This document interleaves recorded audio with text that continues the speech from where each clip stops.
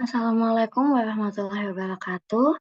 Selamat siang kepada Ibu Nasya dan teman-teman semuanya. Kami di sini dari kelompok 4 izin memaparkan mengenai analisis pengungkapan pelaporan keuangan segmen dan interim pada PT Capfa Confit Indonesia pada tahun 2020 sampai 2021. Sebelum memasuki memperkenalkan anggota dari kelompok 4 sendiri. Bisa di next.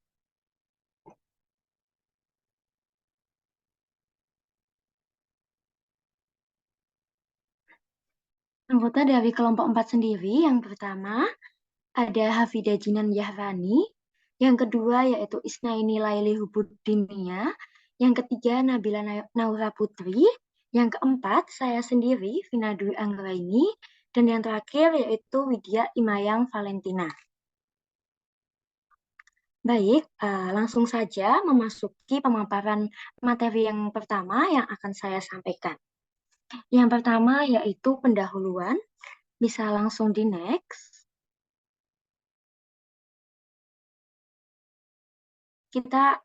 Saya akan menjelaskan terlebih dahulu mengenai pengungkapan laporan keuangan. Pengungkapan laporan keuangan ini merupakan salah satu kegiatan yang harus dilakukan oleh perusahaan go public yang berisi seluruh aktivitas perusahaan yang menjadi alat pertanggungjawaban dan komunikasi manajemen kepada pihak-pihak yang membutuhkan. Nah, pengungkapan informasi ini itu juga harus memadai agar dapat digunakan sebagai dasar pengambilan keputusan sehingga menghasilkan keputusan yang cermat dan juga tepat. Nah, kemudian pelaporan segmen dan laporan keuangan interim ini menjadi salah satu laporan yang wajib diungkapkan dan dilaporkan oleh suatu perusahaan. Pengertian dari pelaporan segmen sendiri merupakan laporan yang menyediakan informasi peluang investasi. Sedangkan untuk laporan keuangan interim sendiri digunakan untuk persiapan informasi yang berkaitan dengan kemajuan kegiatan operasi entitas pada periode tertentu dalam 1 tahun. Kemudian laporan keuangan segmen ini diatur dalam PSAK nomor 5. Sedangkan untuk laporan keuangan interim diatur dalam PSAK nomor 3. Bisa di next slide. Nah, ini merupakan penjelasan lebih lanjut mengenai PSAK nomor 5 yang menjelaskan mengenai laporan keuangan segmen. PSAK nomor 5 ini mengatur pelaporan. Aturan ini itu menyatakan bahwasanya pelaporan segmen terdiri dari beberapa komponen. Yang pertama yaitu ada segmen usaha, yang merupakan sebuah komponen perusahaan yang dapat dibedakan dalam menghasilkan produk atau jasa. Nah, komponen ini itu memiliki resiko dan imbal hasil yang berbeda dengan resiko dan imbal hasil dengan segmen lainnya. Kemudian untuk yang kedua yaitu segmen geografis. Segmen geografis ini adalah sebuah komponen perusahaan yang dapat dibedakan dalam menghasilkan produk atau jasa-jasa pada wilayah ekonomi tertentu. Dan komponen tersebut memiliki resiko dan imbalan yang berbeda dengan resiko dan imbalan pada komponen yang beroperasi pada wilayah ekonomi lainnya. Setelah itu, PSAK nomor 5, paragraf 3 ini menjelaskan mengenai pedoman penyusunan laporan keuangan segmen yang digunakan untuk mempertimbangkan dan memilih segmen yang harus dilaporkan. Nah, penjelasannya itu yang pertama, bahwasanya penjualan kepada pelanggan yang tidak mempunyai hubungan istimewa memberikan peluang dasar segmentasi jenis-jenis pendapatan sebesar 10% ke atas.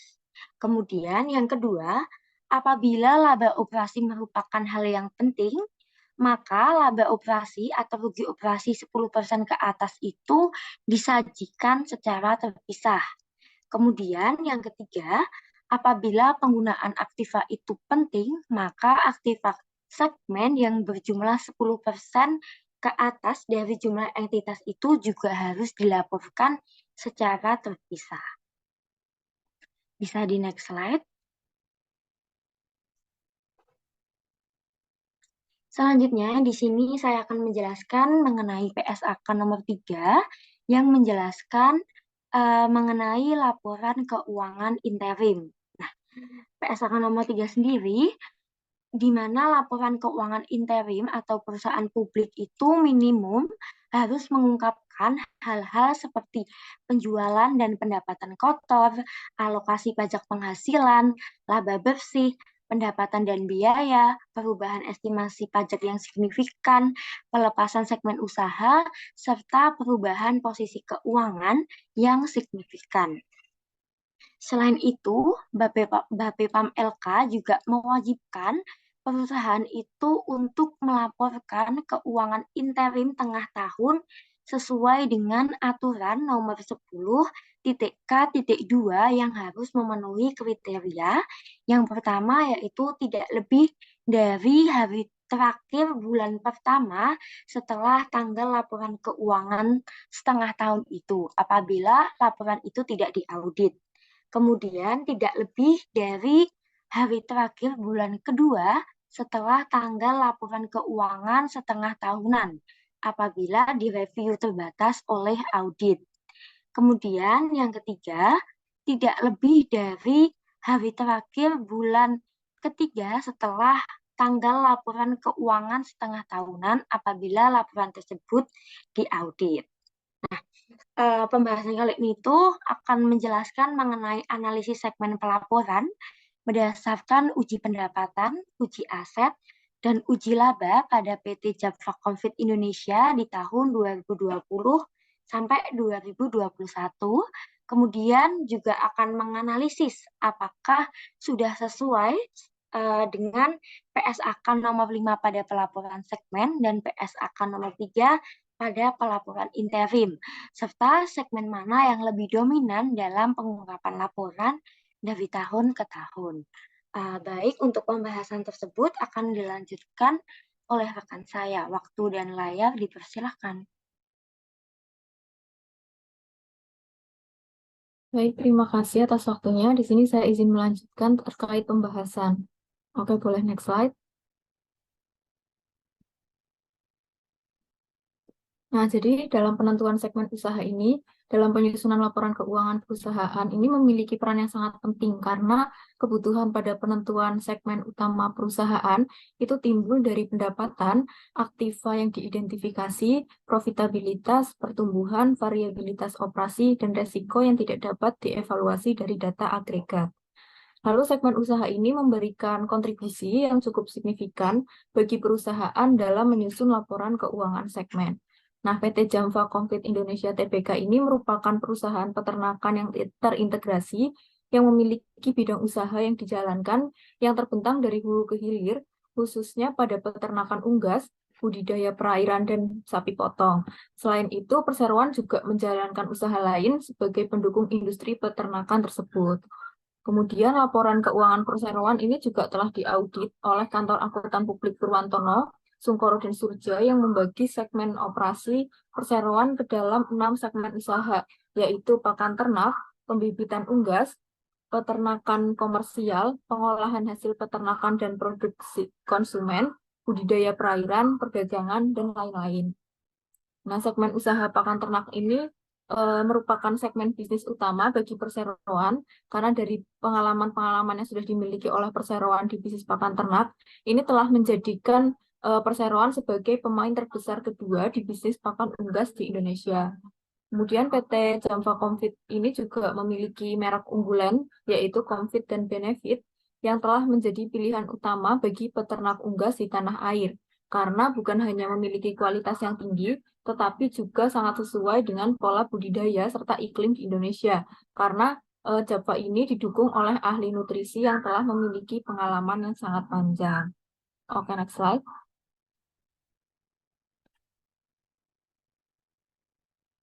Nah, selanjutnya ini terdapat analisis di tahun 2021.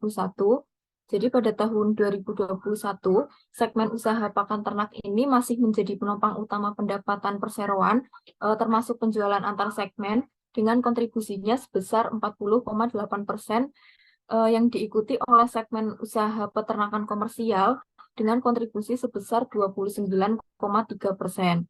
Kemudian bisnis pakan ternak ini pada tahun 2021 menunjukkan pertumbuhan yang cukup baik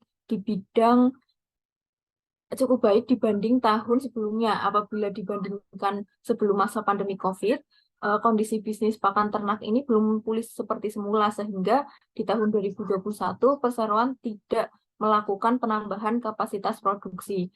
Lalu di tengah kondisi tersebut, segmen usaha pakan ternak ini berhasil membukukan peningkatan kinerja yang sangat baik. Di sepanjang tahun 2021, perseroan ini membukukan pendapatan usaha sebesar 28,4 triliun yang meningkat 34,1% dari tahun sebelumnya, yaitu 21,1 triliun. Nah, segmen usaha pakan ternak ini membukukan hasil segmen sebesar 1,9 triliun, menurun 33,7% dari tahun sebelumnya, yaitu 2,9 triliun.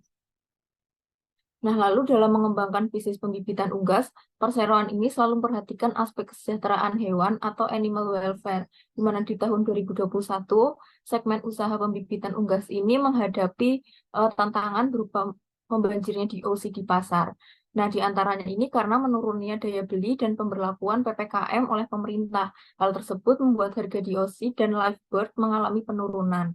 Lalu pemerintah melalui Kementerian Pertanian Direktorat Jenderal Peternakan dan Kesehatan Hewan atau Ditjen PKH ini kembali menetapkan kebijakan untuk melakukan culling atau afkir dini secara bertahap di sepanjang tahun 2021 untuk menjaga keseimbangan supply dan demand-nya. Lalu di tahun 2021 juga, segmen usaha pembibitan unggas ini membukukan peningkatan penjualan neto sebesar 29,8% menjadi 6,9 triliun dari 5,3 triliun pada tahun 2020. Dan peningkatan pendapatan usaha tersebut membuat hasil segmen usaha pembibitan unggas ini mengalami peningkatan sebesar 551,1% menjadi 1,7 triliun dari tahun sebelumnya, yaitu 264,4 miliar. Oke, sekian materi dari saya. Untuk pembahasan selanjutnya akan dijelaskan oleh teman saya. Terima kasih. Baik, terima kasih atas kesempatannya. Saya izin melanjutkan pembahasan mengenai segmen usaha peternakan komersial. Nah, pada segmen usaha peternakan komersial, perseroan mengembangkan metode peternakan ayam modern sistem closed house dengan penerapan SOP yang ketat, biosecurity yang terkontrol, dan didukung oleh tenaga lapangan yang handal, sehingga menghasilkan performa yang baik. Sepanjang tahun 2021, pendapatan usaha segmen ini tercatat mencapai 20,4 triliun, meningkat 30,3% dibandingkan tahun sebelumnya, yaitu 15,6 triliun. Segmen usaha peternakan komersial ini membukukan rugi sebesar 342,5 miliar pada tahun 2021 karena peningkatan kasus COVID-19 yang menyebabkan tekanan kepada permintaan dan harga jual ayam. Boleh next? Nah, lalu selanjutnya segmen usaha pengolahan hasil peternakan dan produk konsumen. Pada segmen usaha pengolahan hasil peternakan dan produk konsumen, perseroan mengembangkan bisnis pengolahan hasil ternak dan produk konsumen, mulai dari rumah potong ayam, pengolahan daging ayam, dan produk konsumen. Salah satu tantangan terbesar yang dihadapi dalam segmen ini pada tahun 2021 adalah mendekatkan sentra produksi ayam dengan pasar. Hal ini untuk menjaga profitabilitas perseroan di tengah persaingan yang semakin ketat akibat membanjirnya pasokan ayam potong di pasar pada tahun 2021. Lalu, pada tahun 2021 ini juga segmen usaha pengolahan hasil peternakan dan produk konsumen ini menunjukkan pertumbuhan kinerja yang cukup baik. Pendapatan usaha yang dibukukan segmen ini mencapai 6,5 triliun, meningkat 29,1% dari tahun sebelumnya, yaitu 5 triliun. Hal tersebut berpengaruh terhadap hasil segmen yang dibukukan segmen ini yang meningkat 23,9% menjadi 241,7 miliar. Boleh next? Nah, lalu di sini ada segmen usaha budidaya perairan. Segmen usaha budidaya perairan dijalankan oleh entitas anak perseroan, yaitu PT Suritani Pemuka atau STP dan PT Indojaya Agrinusa, meliputi produksi pakan ikan, pakan udang, pakan sidak, pembibitan udang dan ikan air tawar, budidaya udang, budidaya sidat, budidaya ikan, serta industri pengolahan ikan, udang, dan cold storage. Nah, tahun 2021, segmen usaha ini membukukan pendapatan usahanya sebesar 4 triliun, yaitu meningkat 13,9% dibandingkan tahun sebelumnya, yaitu sebesar 3,5 triliun.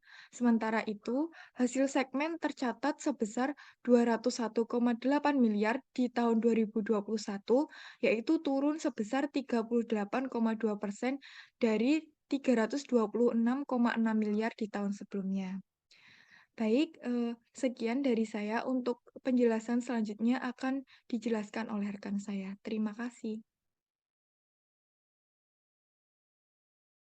Baik, terima kasih atas kesempatannya. Di sini saya akan melanjutkan pemaparan materi mengenai segmen pendukung bisnis. Jadi, selain segmen-segmen bisnis utama yang telah disebutkan teman-teman sebelumnya tadi, PT Japfa ini juga memiliki segmen pendukung yang berperan untuk mendukung operasi utama dari bisnis perusahaan tersebut. Nah, di sini ada 6 segmen pendukung bisnis dari PT Japfa, dan keenam segmen pendukung ini terintegrasi menjadi satu di dalam kegiatan atau aktivitas usaha mereka, yaitu ada karung plastik, kemudian ada bungkil kopra, lalu ada pengangkutan, kemudian ada kesehatan hewan, peralatan ternak, peternakan sapi, dan juga toko daging eceran. Boleh di next slide. Nah, ini adalah hasil dari segmen pendukung. Di sini ada dua grafik. Yang kiri adalah grafik pendapatan segmen pendukung, dan yang kanan ini merupakan pendapatan segmen yang telah dibukukan. Jadi dari pendapatan segmen ini mengalami penurunan dari tahun 2020 ke 2021 sebesar 0,2 triliun. Kemudian pendapatan yang dibukukan naik dari 2020 ke 2021, yaitu dari 150 miliar menjadi 300, sekitar 300 miliar rupiah. Next slide. Untuk yang selanjutnya, yaitu ada pembahasan mengenai uji segmen usaha pada tahun 2021. Jadi setelah tadi dijelaskan perinciannya mengenai bagaimana pendapatan dari masing-masing segmen, PT Japfa ini juga melakukan uji segmen pada setiap segmen tersebut. Di layar bisa dilihat terdapat grafik mengenai segmen 1 sampai segmen 6 dengan keterangan yang ada di sebelah kiri. Nah, di dalam uji segmen ini merupakan sebuah uji yang dilakukan untuk mengetahui kontribusi dari masing-masing segmen tersebut atau kontribusi laba dari masing-masing segmen itu berapa.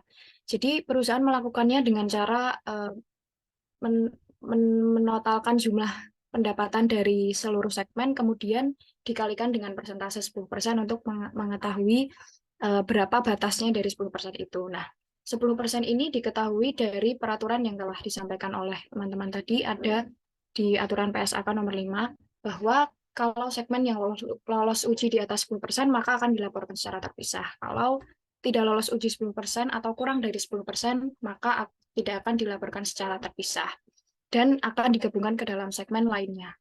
Nah, di sini ada 3 uji segmen. Yang pertama ada uji pendapatan, lalu ada uji aset, dan juga ada uji laba. Nah, ini dari segmen pertama sampai segmen 6, memang segmen pertama ini merupakan segmen yang memiliki persentase paling tinggi di pendapatan, aset, maupun laba. uji segmen 1 ini memang paling memang usaha utamanya ada di segmen 1 ini, yaitu tentang pakan ternak. Kemudian di segmen-segmen lain juga bisa dilihat ada masing-masing juga persentasenya berapa.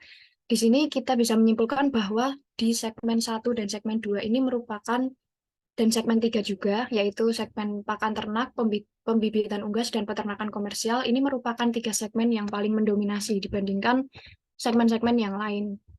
Dan ketika dilakukan uji segmen, ketiganya ini memiliki hasil uji di atas 10%, sehingga ketiga segmen ini akan dilaporkan secara terpisah.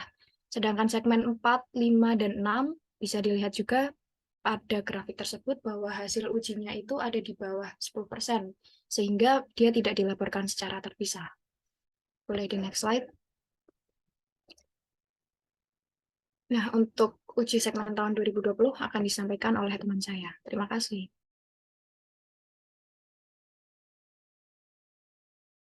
Baik, terima kasih atas kesempatannya. Selanjutnya akan saya lanjutkan mengenai uji segmen usaha pada tahun 2020. Untuk segmennya masih sama seperti uji di tahun 2021. Di sini juga dapat dilihat bahwa pada grafik itu untuk segmen 1 memang mendominasi dengan tingkat persen yang paling besar. Nah, pada tahun 2020 ini tidak seluruh segmennya itu lolos uji 10% seperti yang telah dijelaskan sebelumnya. Nah, di mana untuk yang lolos uji 10% itu ada dari segmen pakan ternak dan juga peternakan komersial. Sedangkan segmen yang tidak lolos uji 10% yaitu segmen pembibitan unggas, kemudian segmen budidaya perairan, segmen pengolahan hasil peternakan dan produk konsumen, serta segmen perdagangan lain-lain itu tidak lolos uji 10% dan pendapatan aset dan labanya. Nah, sehingga yang tidak lolos nanti tidak dilaporkan di laporan keuangan segmen dan digabungkan ke dalam segmen lainnya.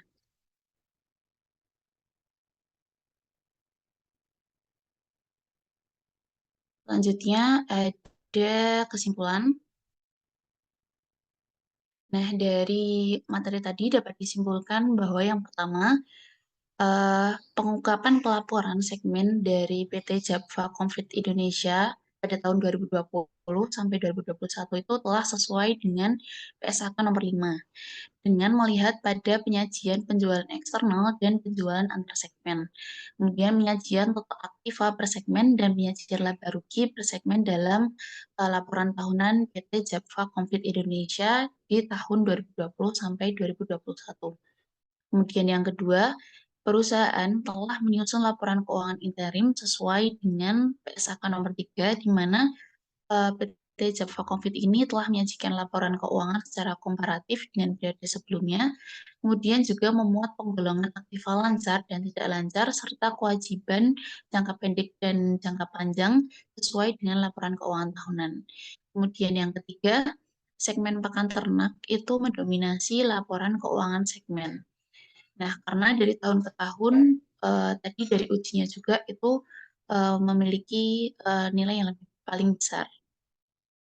Nah, berdasarkan analisis dari kedua tahun 2020 dan 2021 juga, segmen peternakan ini selalu menduduki peringkat pertama, kemudian disusul dengan segmen peternakan komersial yang menempati posisi kedua.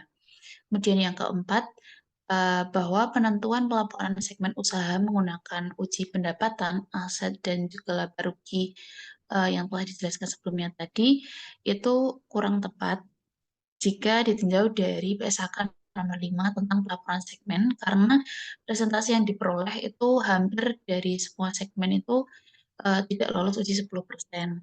Nah, pada tahun 2020 tadi segmen usaha pembibitan unggas, budidaya perairan, kemudian pengolahan hasil peternakan dan juga produk konsumen, serta segmen perdagangan lain-lain tidak dapat dimasukkan ke dalam segmen pelaporan.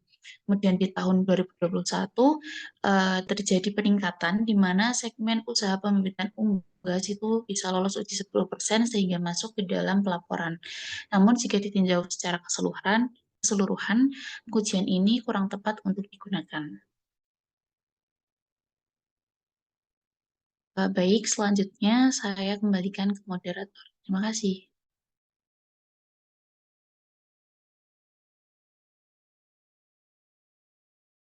Baik, terima kasih kepada teman-teman yang sudah memaparkan. Sekian pemaparan materi dari kelompok 4 mengenai analisis pengungkapan pelaporan keuangan segmen dan interim pada PT Jabak Konfit Indonesia tahun 2020-2021. Semoga dapat bermanfaat untuk teman-teman semuanya. Sekian, wassalamualaikum warahmatullahi wabarakatuh.